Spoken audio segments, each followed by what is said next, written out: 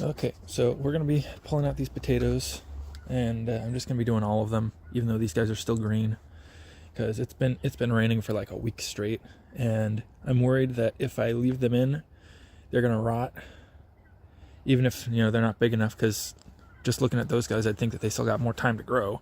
These ones here, I think, are ready. I chopped them; they were already turning pretty yellow, so I decided to chop the stems a little while ago.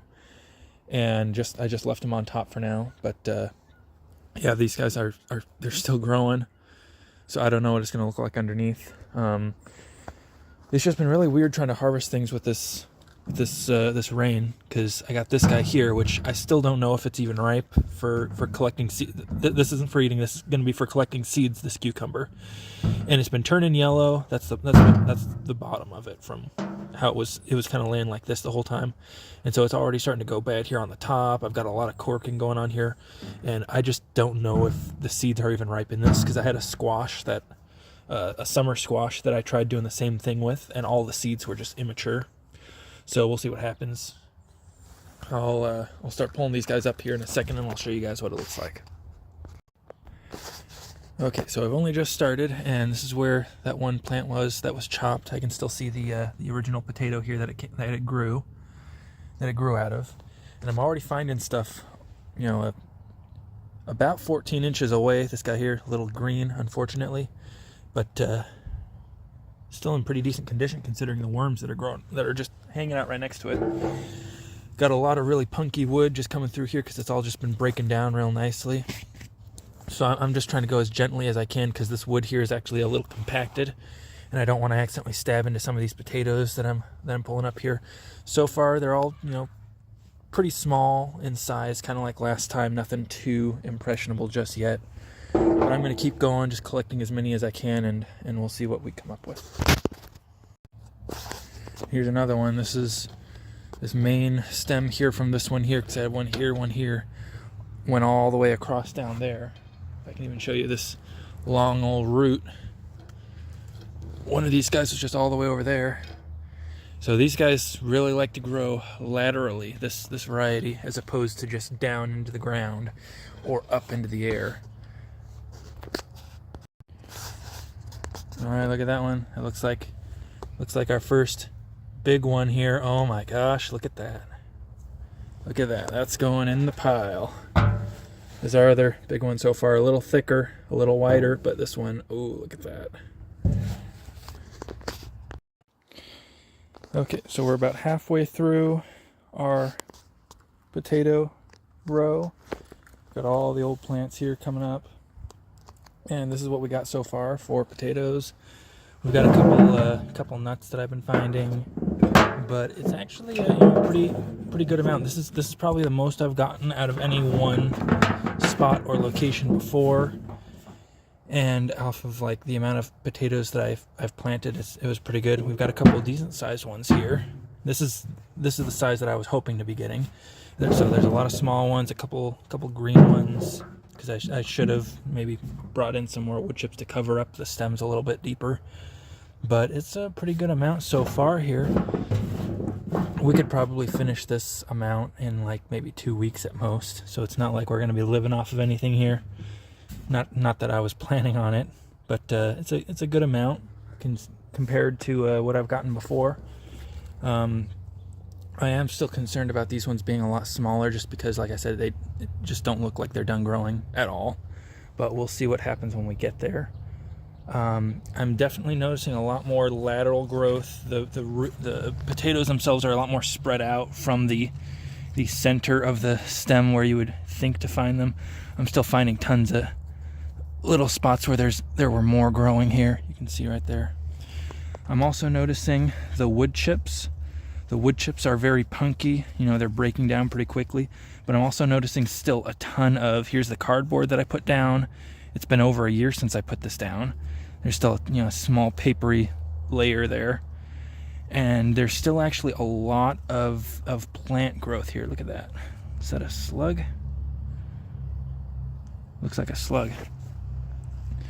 Still a lot of organic matter down in here that's actively been breaking down, and I think that's what the potatoes have been feeding off of. I definitely think that I'm gonna want to try fertilizing a little bit next year, because this is pretty good considering I didn't really do much at all. You know, a couple big ones here. I'd like to see how much more of these big ones I get next year if I try doing that. Maybe if I limit the amount of ears that come up on these, or not ears, but the sprouts that come off of them, because that can also change the quantity to volume or quality as well. A couple of these guys got something. I think this is just from the wood chips, that white powdery stuff. Or no, actually, it's from the sawdust here that I've got down here. I didn't even think of that. But I'm going to keep going. I'll show you guys what I got once I finish out this section here. Okay, another quick look reel here, and then I'll finish everything. This is the first big green one still that I've pulled out, and I just found, you know, they're not huge, but a nice cluster of these guys right next to the main plant, which I was not expecting. Very nice. I also just found another big boy right next to this guy. So looking good, looking very good. It's a little hard to see here, but I'm noticing a bit of a mounding action going on up here as I get towards these big guys here. The soil is definitely elevated. So I think, as you can see here, I think that a lot of the tubers, as they were swelling, was starting to lift the soil up here. Got a couple other big guys coming up over here. Oh yeah, this one. Not sure about that orange spot. Other than that, they look and feel really, really good. So definitely getting some good potatoes over here. Not what I was expecting. Okay, I can't not record this as I'm pulling these out, because this is just crazy. This is a ton in this one spot here. As I'm just pulling up the soil, because it's already opened up from the I guess you could call it like the wood chips getting heaved up out of the ground. So it's already like soft and uncompacted. But there is just a ton in here. And I think, ooh, look at that worm. They just keep going there. And I don't want to lose my place here and end up missing some potatoes. So I'm trying to go like as laterally as I can and not go after one section too much. I had my gloves on for this, but I'm getting a little too excited here. And I'm saving all these little ones here. Anything that's about the size or larger than a wild strawberry, I keep. This one a little small, but these ones here, because all this plant here was grown off of these small ones. So, oh, look at that right there, bunch more. Oh, look at that one. Look at that. That's a pretty decent size. They just keep coming. They just keep coming.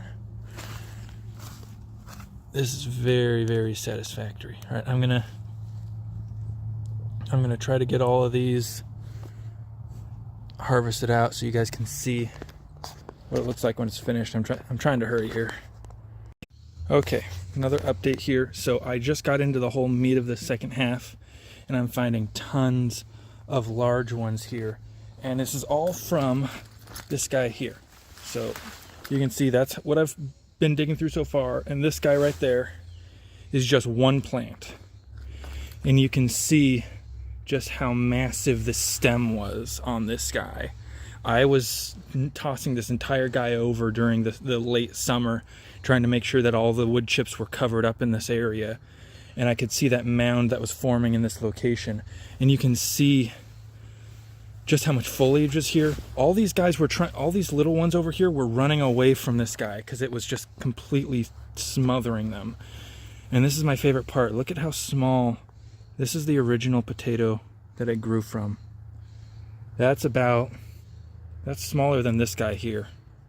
You can see that. That's how crazy these guys grew in that spot there. I'm gonna keep going here. I'm gonna whittle down for the rest of this. And like I said, I think this is pretty much the bulk of it here. I'm gonna sweep around just to make sure I don't miss anything.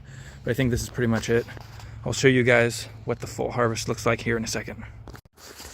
Right, and I'm just now thinking of this. I just finished the last section, but I'm gonna come back in and add this in. I was just thinking about this. These guys grew great even with all that rain coming through. Oh, there's some clover here. Gotta get this guy out. We've been getting rain consistently for the last, week or so, and I wasn't really seeing any rot issues.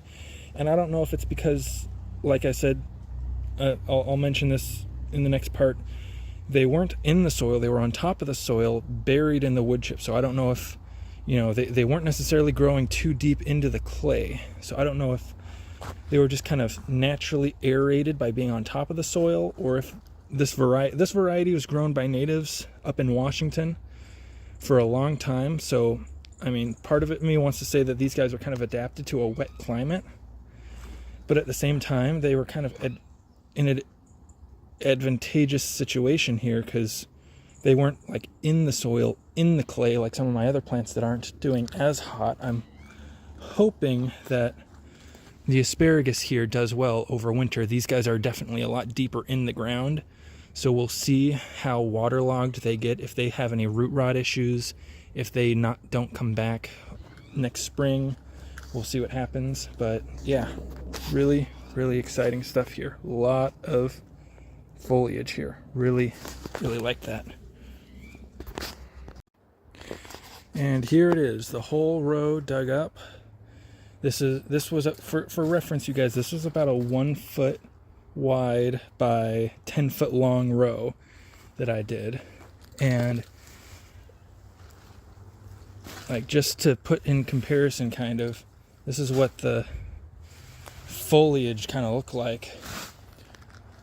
All right, over half the foliage was on that one end from what it looks like. So a couple thoughts here. If we look at our harvest here, this is all of our potatoes that I could find. Again, we got a cucumber here, you can ignore that. A couple of nuts here from the squirrels.